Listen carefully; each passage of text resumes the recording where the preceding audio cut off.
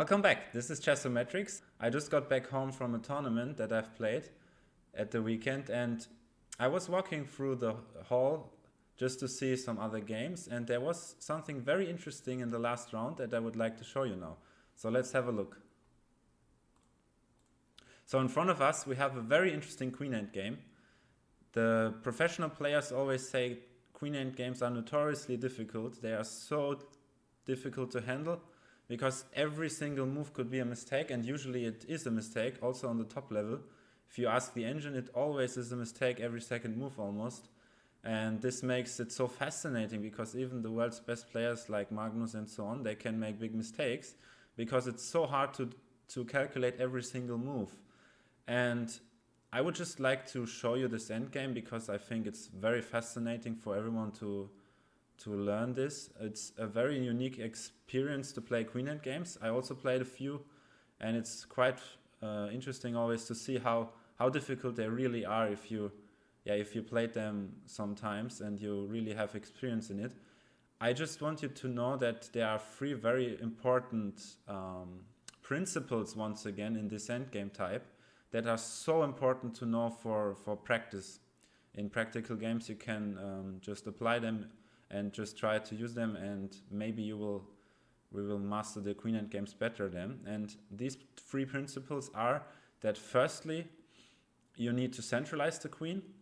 Centralization of queen is very important in this endgame because they just control more squares. Yeah, if you put, let's say, the queen on e5, it will just guard the whole board, as you can see.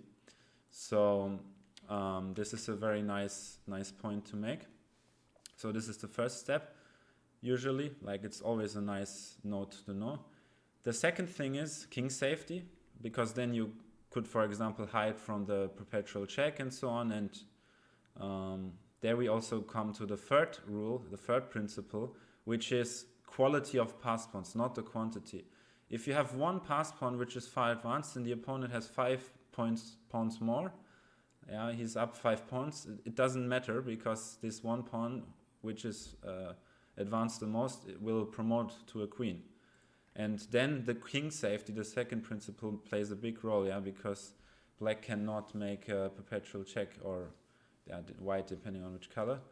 And yeah, here let's start with the end game. I just wanted to express my thought of principles to you before we look at the game, because then it could help you to understand what white should do if you want to find a solution, and also if you want to judge this endgame by yourself. You can try to have a look and pause the video, and after that we'll see you on the other end. So yeah, let's continue now. I will show you now how to play this endgame, or how to navigate, because it's quite fascinating. Many people, probably under master level, they would think that this endgame is better or winning for black because they have the protected passes and I cannot stop them, and I don't have a pass on my own and I cannot create anything. But the truth is, actually this position is equal, but black has to be careful.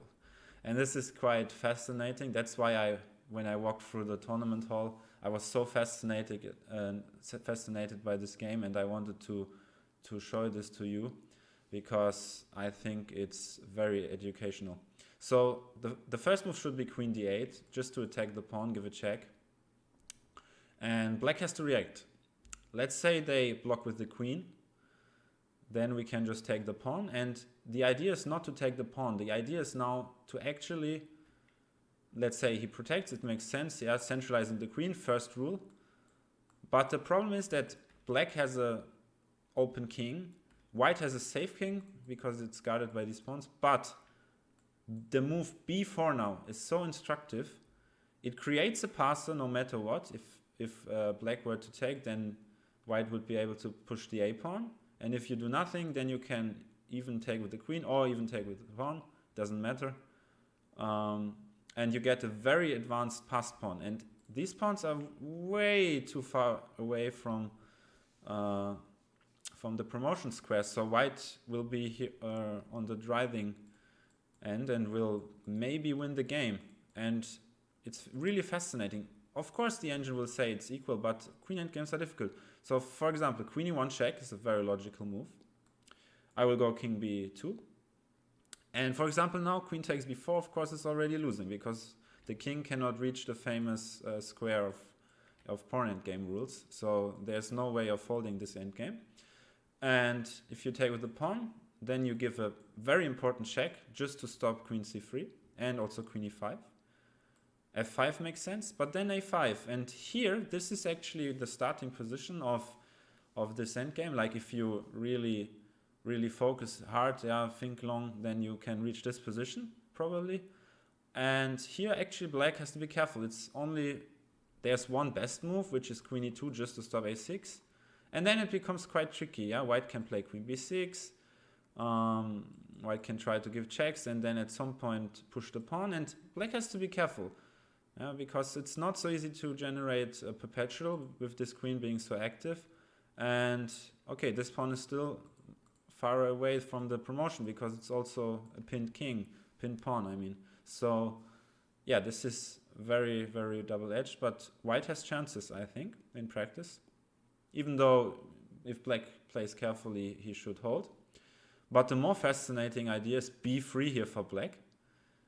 And the idea is after king takes, he can go queen a1, threatening some perpetual always and stopping a6, but still giving up a pawn like this is strange. Because still we have the more advanced pawn and he's still pinned. So it's not easy to see how black can hold. It is a draw, but the white king can also probably come forward at some point. So black has to be precise at every single move and white can just try to win. And white even has the option of playing c4, which is a hilarious move. Not taking the pawn at all, with the idea of just advancing another pawn. So if, like, let's say black wants to make a perpetual, then the king probably just runs towards the queen side and then can hide at some point.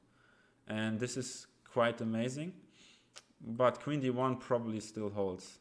a6 is bad because of queen c2, queen a2 and taking the pawn.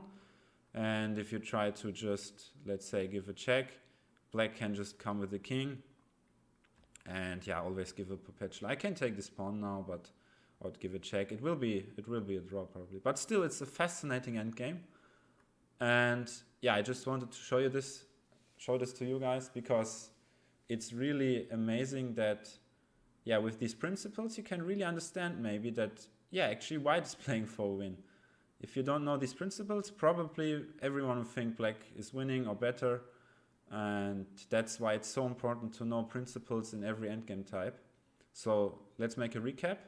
It's very important in queen endgames to centralize the queen. That's the first step. The second thing is king safety, to hide from perpetual checks. It's very important often. Also avoiding some queen trades, and the pawn endgame might be winning for one side, so this is also nice. And the third thing is, that I think this is the most important, the quality of pawns, not the quantity. If you have one passed pawn and the opponent has 5, it doesn't matter if your pawn is far advanced, it will be a new queen and you win the game.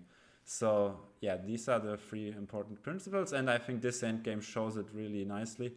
And I will just leave it at that point and say goodbye to you guys. If you like the content, please subscribe to our channel and see you in the next video. Bye bye.